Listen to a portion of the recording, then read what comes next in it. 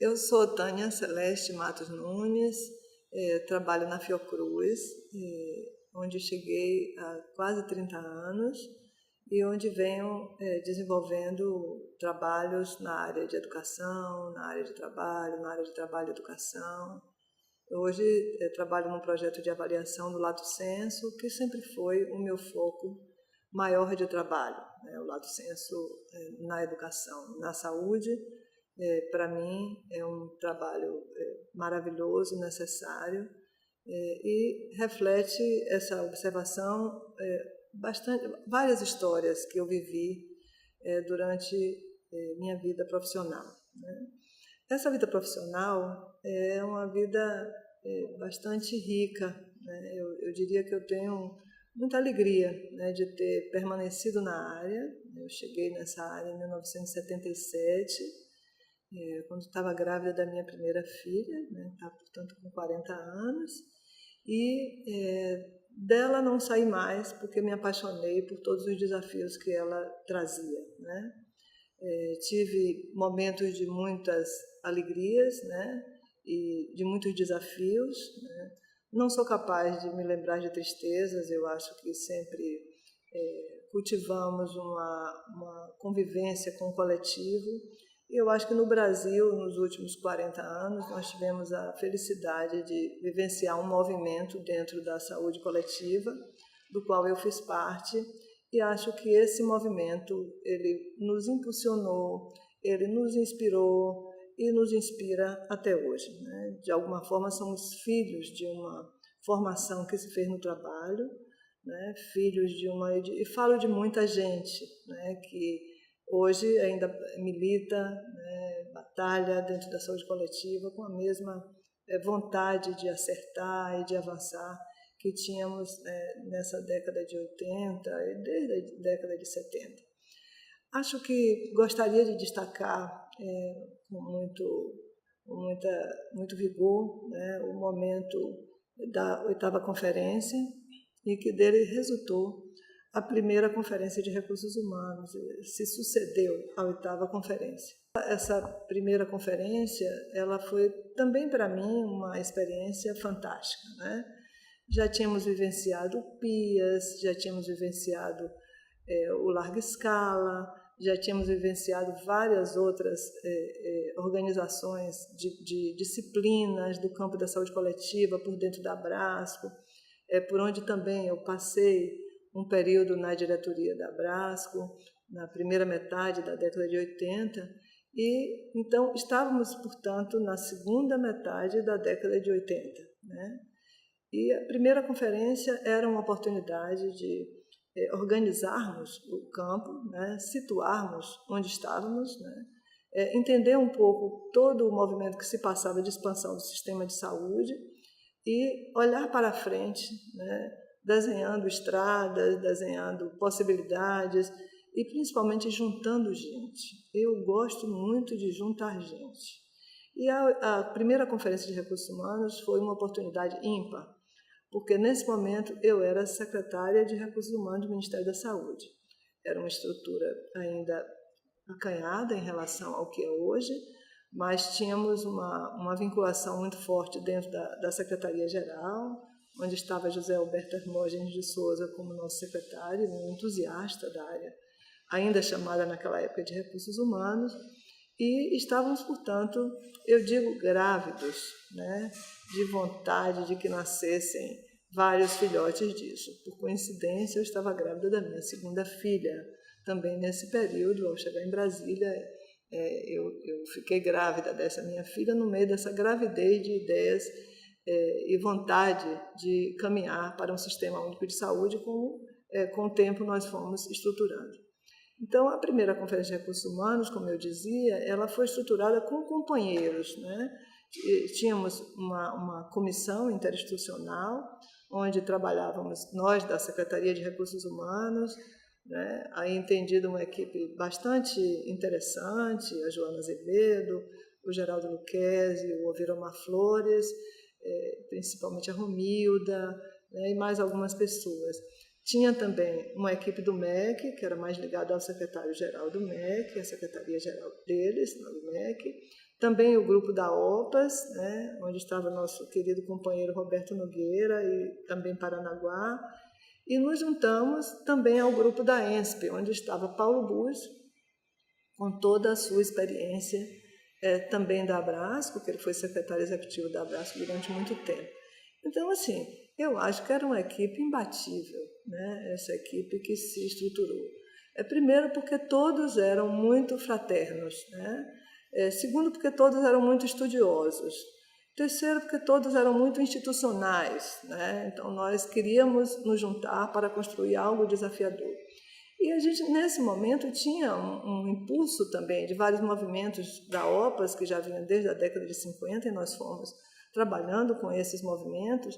E eu acho que olhamos para o sistema de saúde com uma cabeça na reflexão, um lado da reflexão, e uma vontade de chegar no sistema de saúde com propostas e com engrenagens, né, que, afinal, foram debatidas e discutidas nessa primeira Conferência de Recursos Humanos.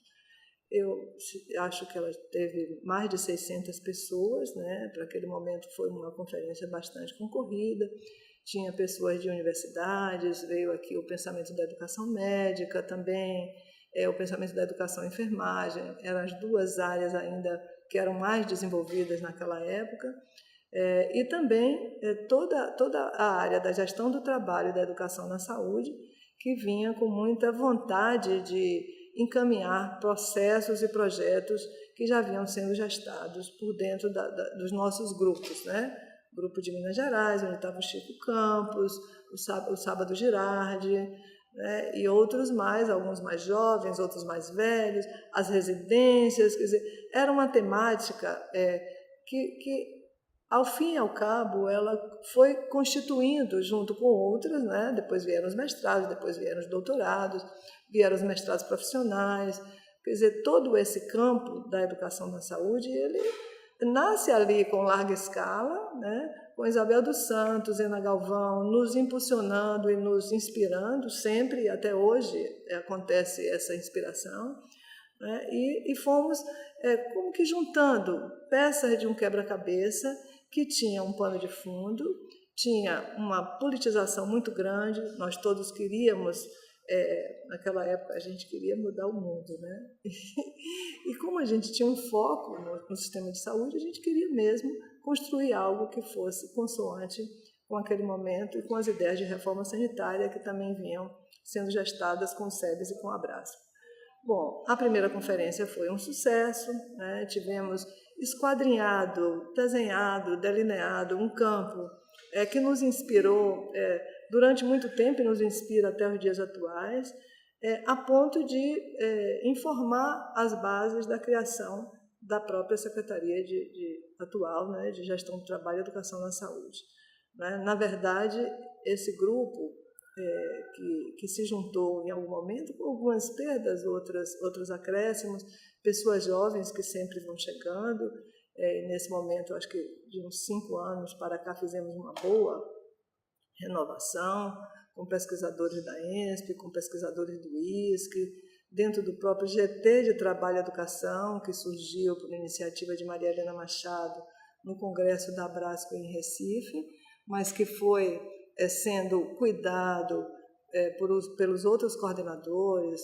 Daqui a pouco, eu não vou falar os nomes, porque daqui a pouco posso esquecer de alguém, mas posso dizer que Francisco Campos, Rômulo Maciel, Célia Perantoni, né, Paranaguá, eu acho que um tempo. Então, fomos cuidando desse GT, eu também era parte dele desde o início, e depois ele hoje se tornou um grupo muito grande, né, foi até durante a minha gestão como coordenadora desse GT, que se deu uma grande transformação e uma nacionalização dos seus membros, né, com pessoas representantes de vários lugares do Brasil, e grupos da área de trabalho e grupos da área de educação. E dentro do primeiro plano diretor desse GT, nós, juntos, né, com pessoas de norte a sul do Brasil, pesquisadores do campo, professores, gestores, pessoas interessadas nesse campo, nós, alunos, ex-alunos, nós desenhamos uma estratégia de que a gestão do trabalho e a gestão da educação devessem sempre caminhar conjuntamente, uma se alimentando da outra. E foram aprendizados que nós fizemos. Primeiro, numa forma, não era intuitiva, porque a gente já estudava essas questões, mas estudava ainda de forma segmentada. Aí fomos lançando mão da antropologia, fomos lançando mão da administração, fomos lançando mão do planejamento, fazendo seminários com o Arouca, com o Gastão, né, com o Mário Hamilton, e fomos trabalhando as interfaces desse campo com outros campos temáticos, a ponto de termos um certo caminho, né, eu acho que ele perdurará por muito tempo, pode ser que um dia isso seja revisto, às vezes os subcampos ficam tão gigantes que é preciso fazer reconfigurações, mas a gente tem muita felicidade, né, de poder juntar hoje as teses, as dissertações de mestrado, nossos jovens, agora da graduação em saúde coletiva, que é filhote também desse campo temático, né, que vem da educação, e, ao mesmo tempo, a criação de uma linha de formação para profissionalizar o setor. Eu acho que isso nasceu, em parte, na primeira conferência, depois reformulado na segunda, na terceira, e o grupo da ENSP, né, se dedicou, né, assim como um grupo em Natal, onde está a Janete Castro, também membro do nosso GT, e vários outros grupos, o grupo de Minas Gerais, liderado por Chico Campos, mas também com Soraya Belisário e outros mais. Então, nós fomos nos dedicando a construir um processo de profissionalização, hoje de absoluto sucesso do ponto de vista nacional.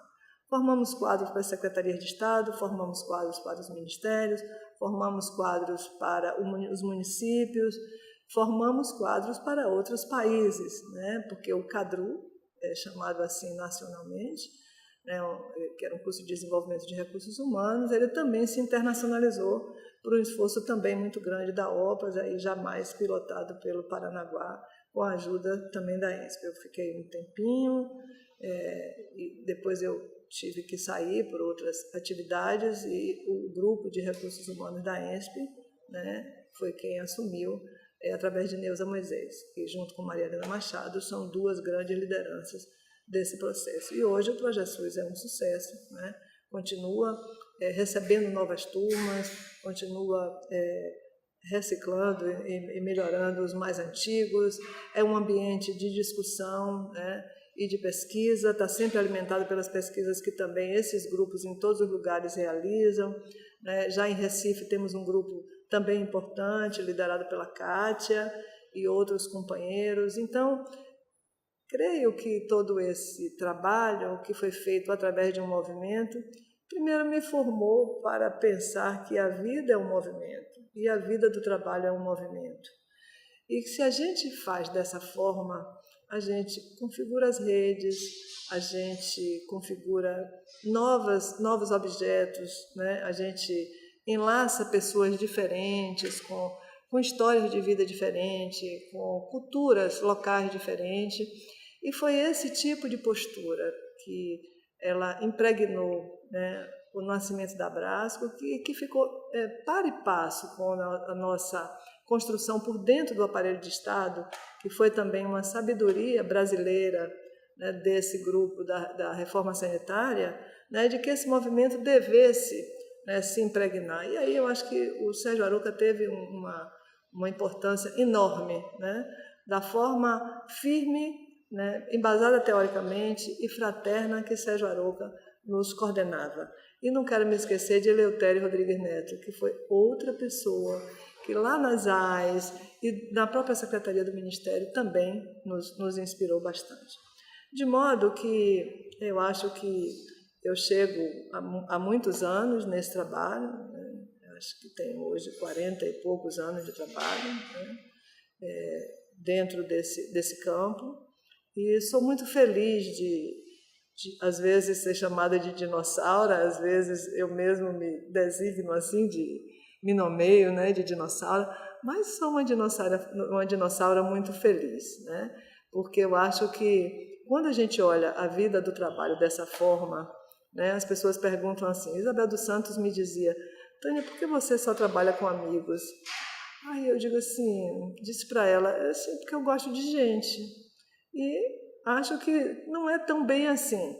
Mas eu acho que os que não são ficam constrangidos com esse ambiente de sempre estar juntando gente, de estar construindo mecanismos de cooperação, mecanismos de construção conjunta, que eu acho que aqueles que não se sentem bem, eles ou não chegam ou vão embora. Então, eu continuo do mesmo jeito. Gosto da gestão participativa, acho que ela é filha, né, e produto, e ao mesmo tempo alimentou esse processo, é uma coisa de vaso comunicante, né? A formação política, junto com toda essa abertura para um espírito de cooperação, isso na minha tese de doutorado eu falo, né, que a área de saúde coletiva e a área de formação em saúde, ela desenvolveu determinados mecanismos de cooperação que fizeram com que o ensino e a pesquisa, o ensino e a cooperação, a pesquisa e a cooperação, o trabalho e a educação, só aqui eu já juntei várias coisas de 2 em 2 e poderíamos juntar 3, né? Então, isso formou, na verdade, pelos estudos que eu fiz e pelos documentos que analisei, as entrevistas que realizei, formou uma tendência, que é do campo de saúde coletiva, como se fosse uma índole, né, que nos criou, que nos fez.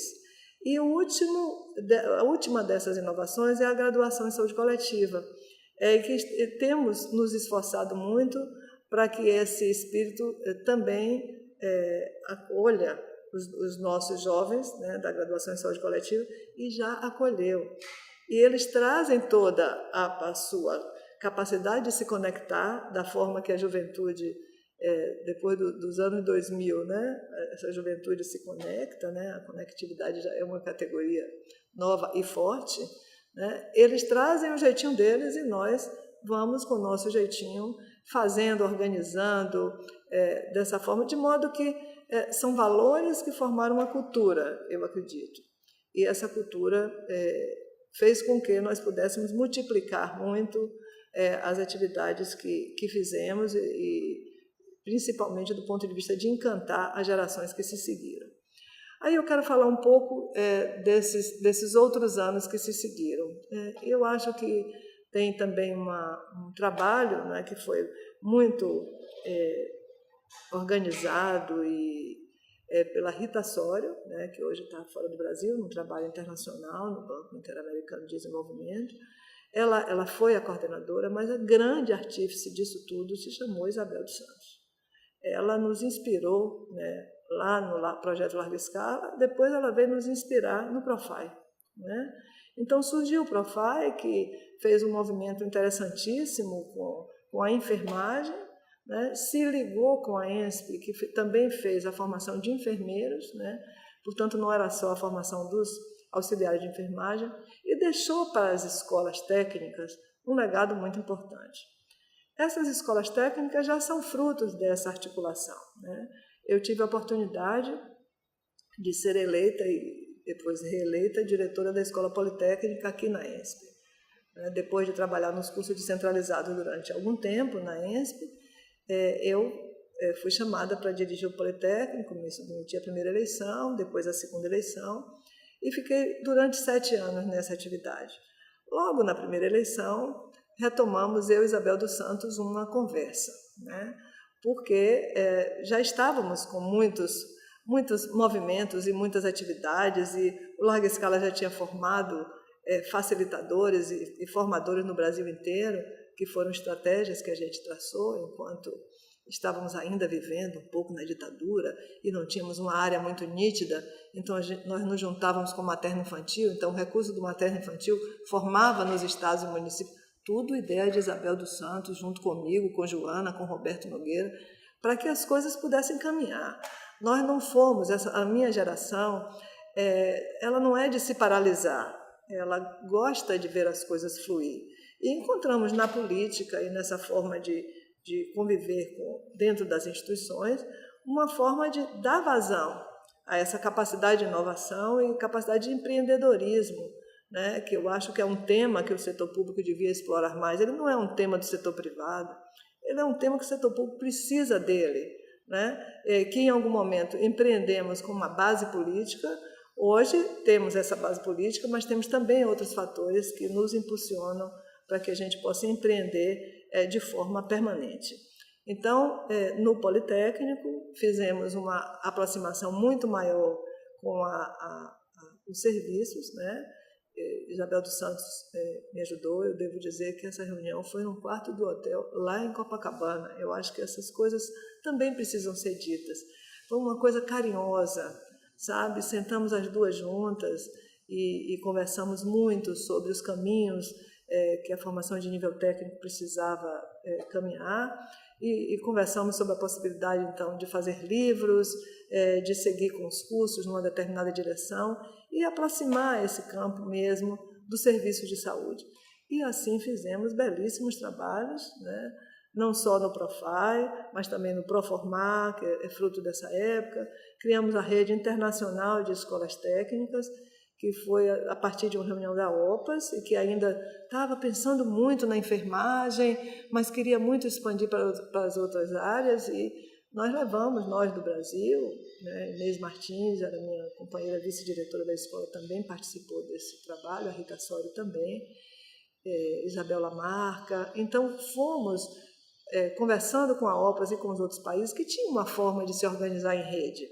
E, a esse tempo, eu também já estava estudando redes como um conteúdo temático, teórico importante, né? Então, me lembro que a Maricel Manfredi, que é um nome também que eu queria citar aqui, ela me perguntou assim: você me ajuda? Porque essa história de rede eu ouço falar, mas eu ouço falar mais nas tecnologias, e estávamos aí no início dos anos 90. Né? Nessa reunião estava também a Alcira Castilho, da Costa Rica, que é outra empreendedora e formada no curso internacional aqui na ENSP, no Brasil. Então, tem também o jeito brasileiro de tocar as coisas, e as duas me olharam e eu disse, claro que eu gostaria sim de ajudar nisso. Bom, criamos então um grupo de condução na época e começamos a empreender no sentido de organizar uma rede internacional.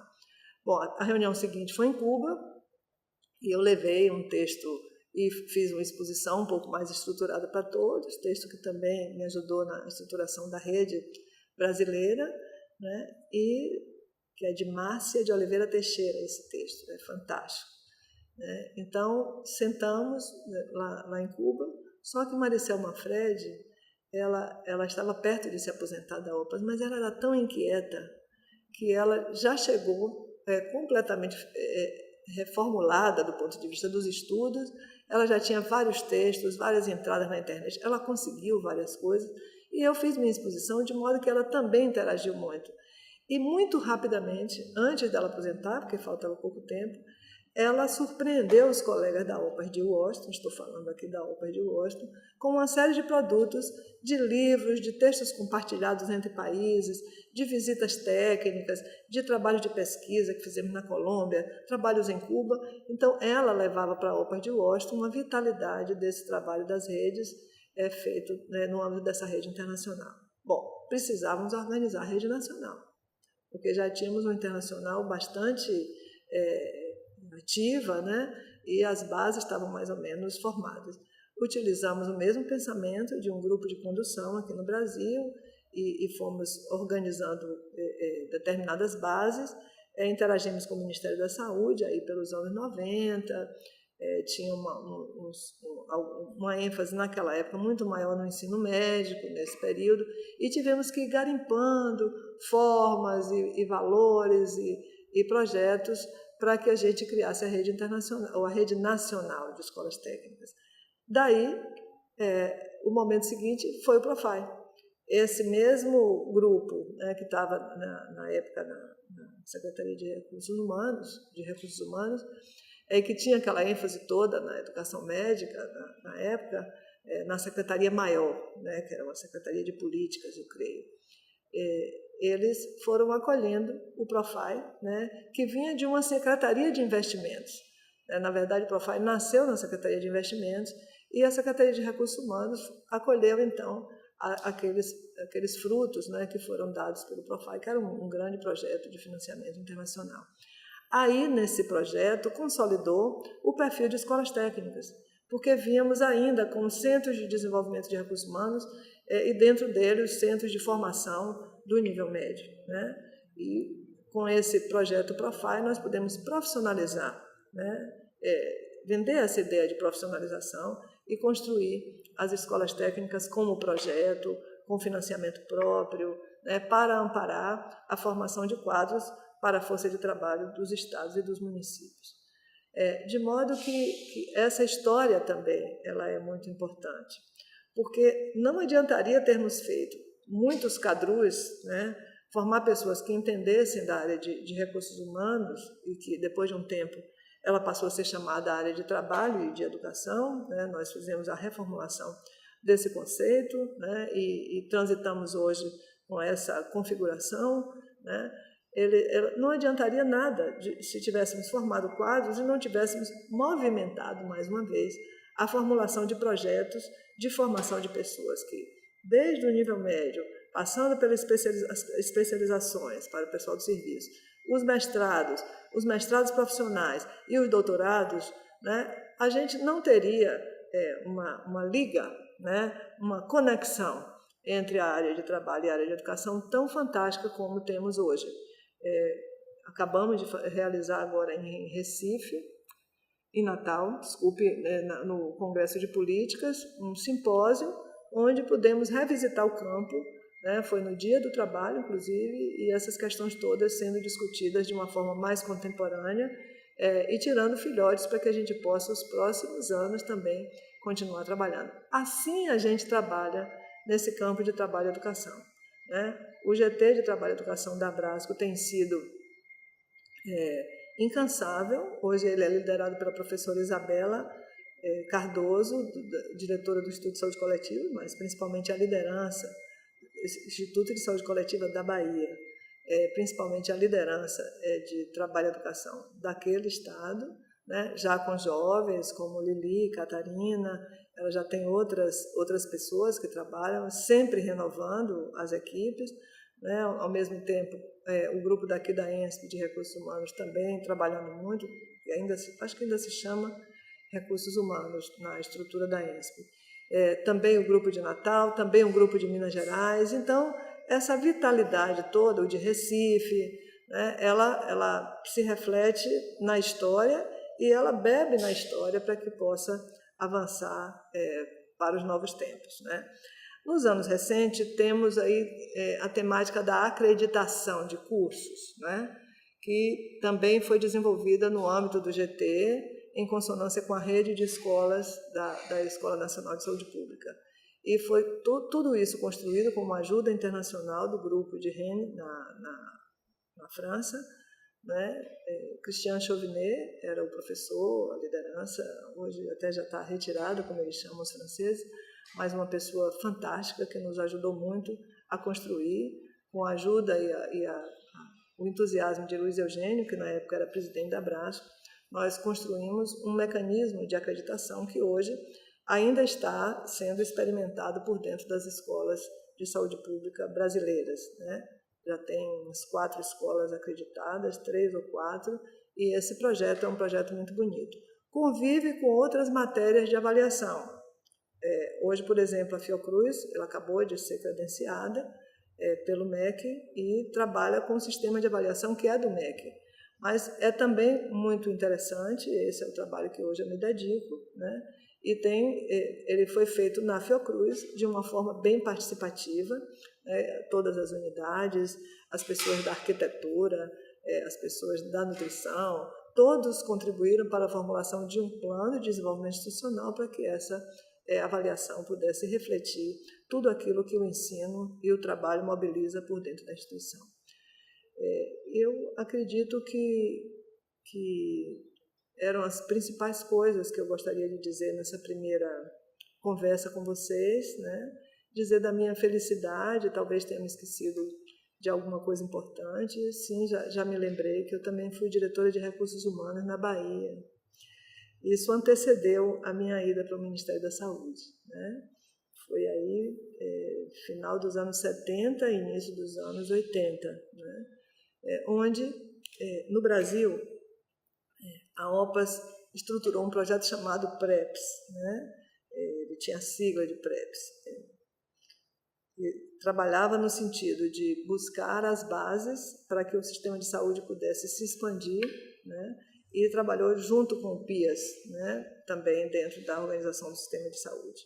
Liderado pelo Carlyle, dentro da OPAS, né? Que também era uma pessoa especialíssima, né? Uma liderança muito especial desse grupo, cada um com sua característica, né?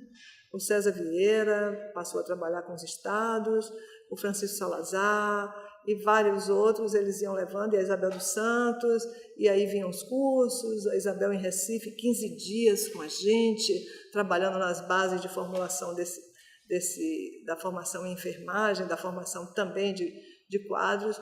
Enfim, era a década de final de 70 e início dos anos 80. Aí eu acho que se constituiu uma coisa muito interessante, é de que alguns lugares, como Montes Claros, em Minas Gerais, né, tinha alguma coisa em Recife também, né, e alguma coisa em Natal. Eu não seria capaz agora de... Em Recife era Vitória de Santo Antão, o município que experimentou. E em Natal, eu acho que eram pessoas que também se ligavam a esse trabalho. Ainda não era a Janete Castro, eu acredito, acho que eram outros grupos. E fomos desenvolvendo a construção de um pensamento em torno do PrEPS, né?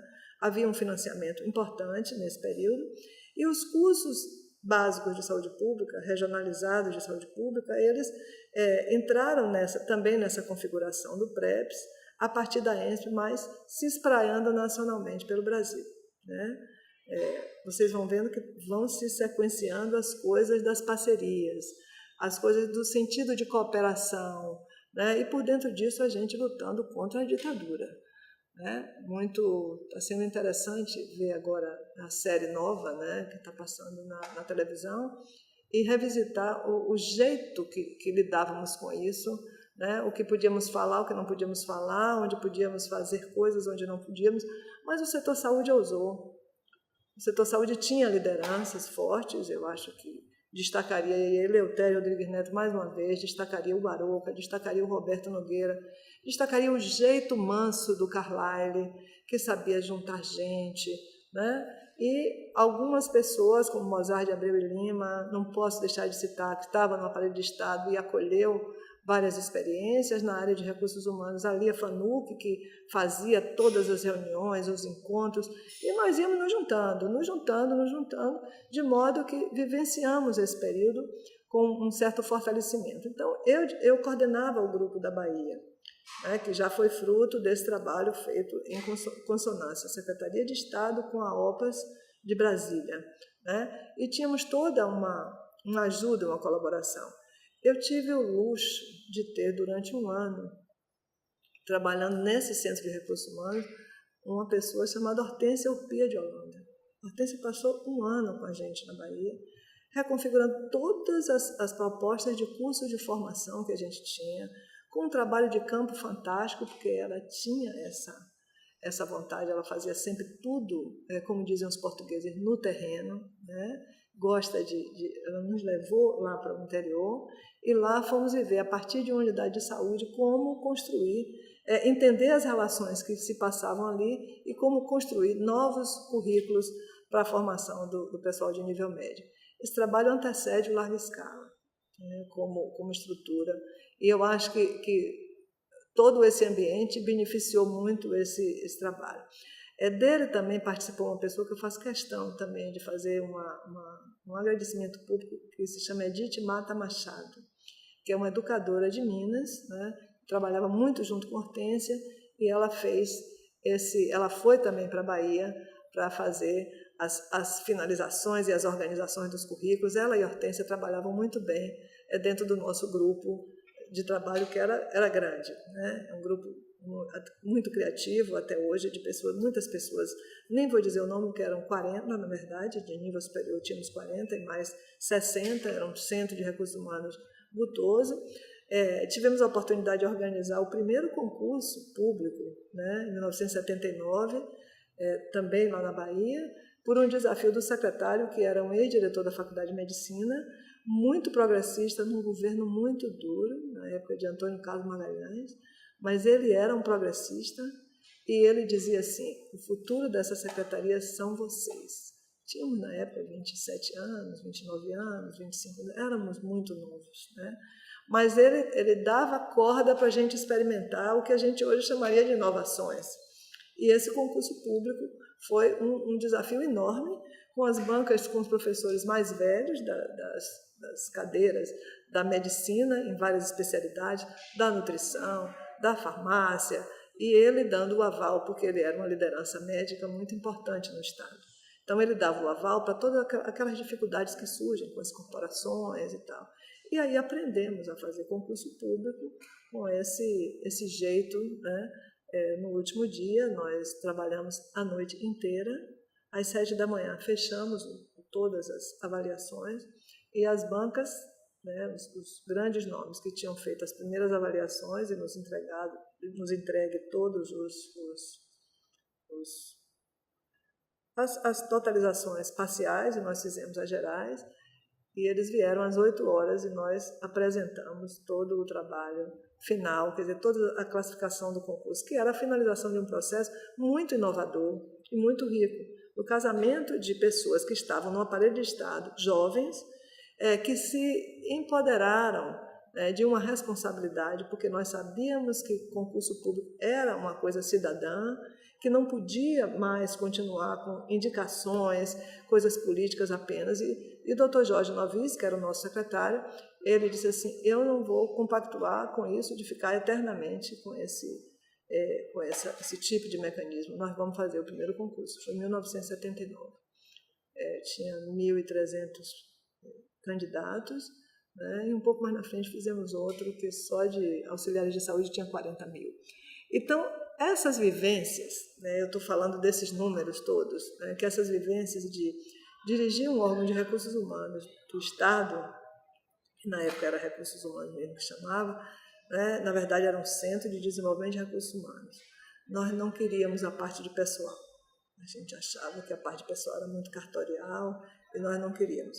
Um pouco mais na frente, eu tive a oportunidade de voltar a dirigir esse centro, e aí nos juntamos, né, também com a área de pessoal, e já estávamos mais maduros, talvez, e fizemos um bom trabalho. Mas nos deu segurança, né, para entender o campo, entender essa área e experimentar determinadas práticas de formulação de projetos, formulação de programas. Tivemos um projeto de pesquisa muito bonito, coordenado por Guto Galvão, né, e que Luiz Augusto Caçanha Galvão é o nome dele. Hoje ele está aqui, voltou para o Brasil, mas esteve na OPAS também há muito tempo, e ele coordenou esse projeto, era Inovações Metodológicas na Capacitação do Auxiliar de Saúde. Era o único projeto da saúde financiado pelo Banco do Brasil. Então, nós ousávamos, e nós tínhamos alguns padrinhos.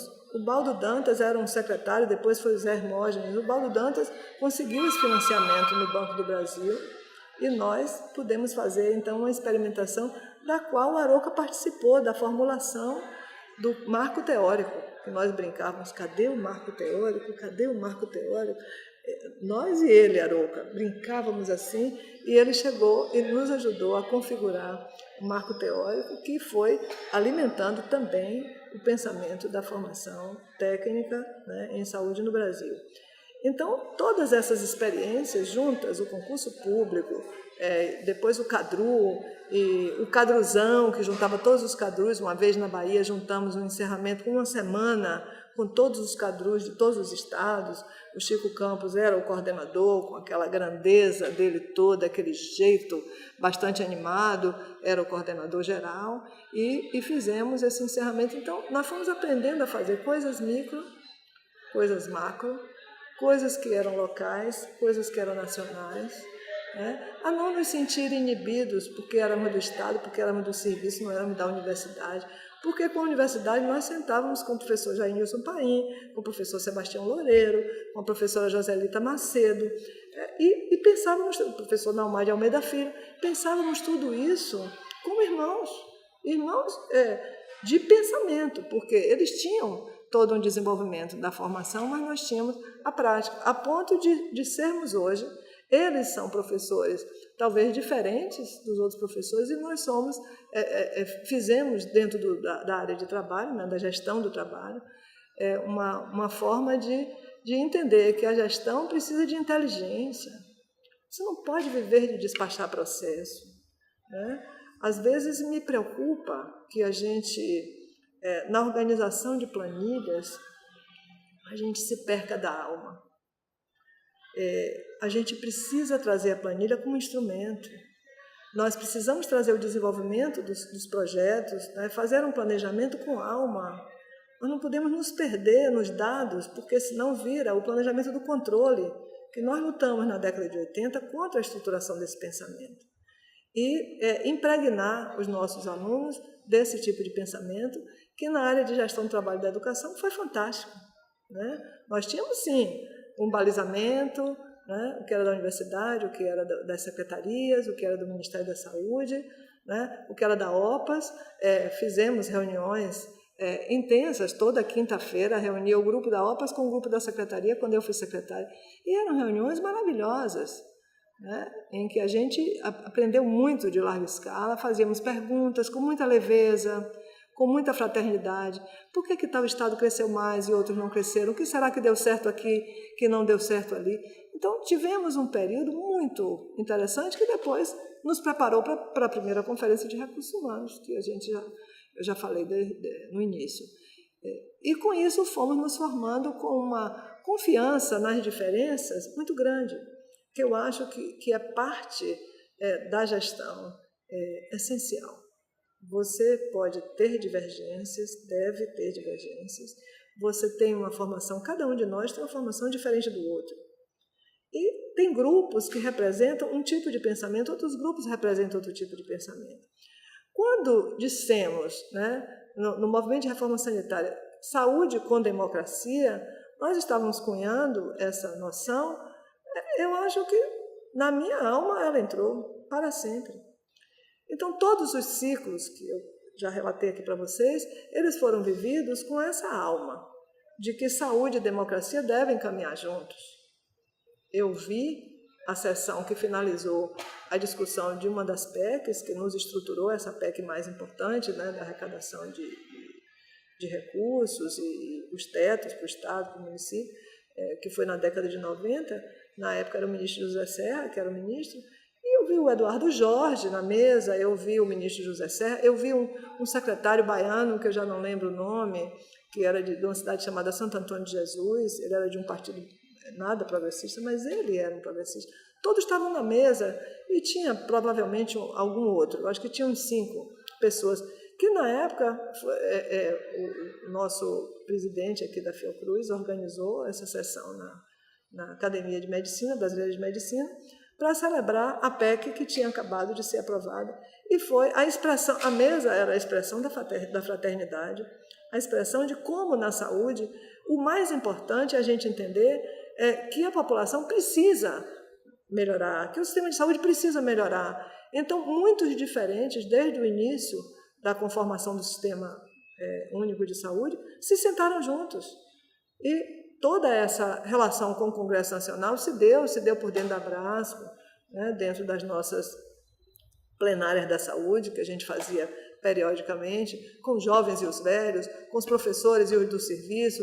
Era tudo sentando junto para descobrir novos caminhos. Então, eu acho que isso pode parecer uma coisa hoje pouco usual, né? Pode parecer que não seja indicado, mas eu continuo insistindo que hoje a gente tem a internet, muitas dessas operações que a gente fazia presencialmente, a gente hoje pode, claro, fazer determinadas coisas pela internet, mas o importante é trabalhar com a categoria do encontro, né? É o encontro que é importante, o encontro dos diferentes, o encontro daqueles que convergem também, né? O encontro de ideias e o encontro nosso com a sociedade. Afinal, é para essa sociedade que a gente trabalha na área pública, né? E é para ela que deve retornar os esforços de integração que a gente deve fazer. O Brasil é um país enorme, né? Com uma população enorme, o nosso setor saúde é enorme, né? Recentemente passei 6 meses em Portugal como parte de um pós-doc e vejo que o sistema de saúde de Portugal tem muitos acertos, muitos, mas ele está distante o trabalho da educação, né? E essa conexão, esse debate, ele não se dá dessa forma como no Brasil, porque nossa história seguiu um caminho de valorizar a questão do trabalho, de valorizar as questões do serviço, e os acadêmicos são pessoas que sentam junto com esses gestores e daí tiram matérias para seus estudos. Os gestores participam também, tanto que nos nossos congressos de Abrasco e de Rede Unida, nós temos realmente muito trabalho, né, nesse campo da gestão do trabalho e da educação. Comecei essa parte da entrevista com vocês falando da minha felicidade, e agora eu quero dizer que tem uma razão para ser feliz, né? Porque eu acho que é uma construção, ter participado dessa história toda e ter participado de uma forma alegre e sempre empreendedora, com a equipe em Brasília, na Bahia, em Natal, em Recife, em Minas Gerais, esqueci de falar da Rede Unida, né?